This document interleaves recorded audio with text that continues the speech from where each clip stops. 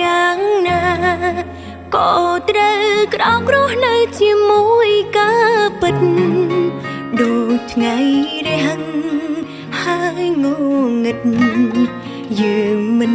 អាចបងខំផ្លូវចិត្តគេបានអ្វីក៏ដោយ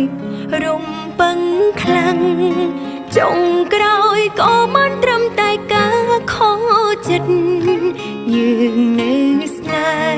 ហ៍គេអងស្និទ្ធយើងគ្មានសិទ្ធិខាត់ខាំងរូបគេបានទេអោបខ្លាំងប៉ុណ្ណាក៏ត្រូវលែងដៃឲ្យគេធ្វើអ្វីដែលគេប្រាថ្នាទោះយើងត្រូវយំត្រូវឈឺប៉ុណ្ណាប្រសើរជាងយកបន្លាមកទុកក្នុងទ្រូងស្រឡាញ់មនុស្សម្នាក់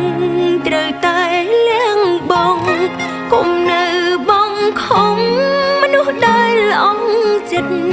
ទ្រាំឈឺមួយគ្រាក្រន់ជាងមួយជីវិតស្នេហាពិតគឺត្រូវតែលះបង់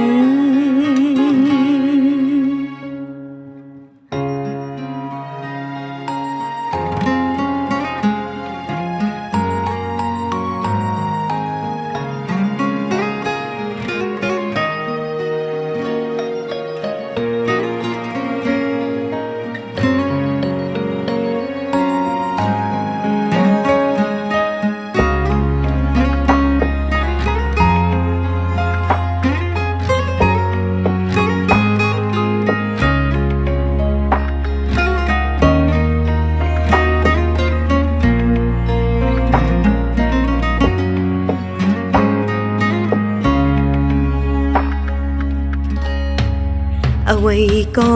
ដោយរំពឹងខ្លាំង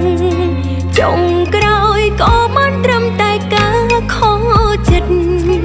យើងនៅស្នេហ៍គេអងស្និទ្ធ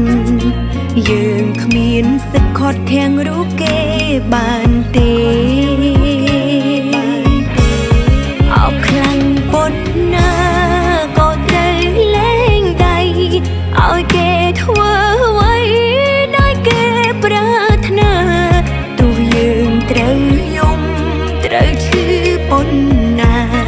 ប្រសើរជាងយកបន្លាមកទុកក្នុង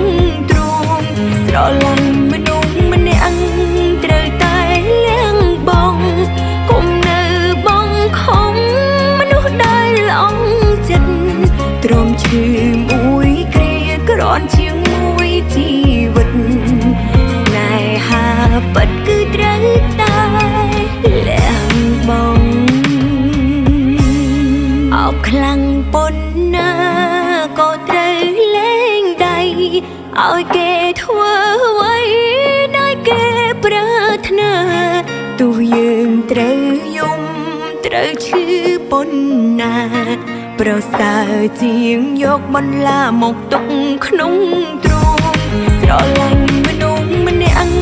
ត្រូវតែលះបង់គុំនៅបងខំមនុស្សដែលល្អចិត្តទ្រាំឈឺមួយគ្រាក្រន់ជាងមួយជី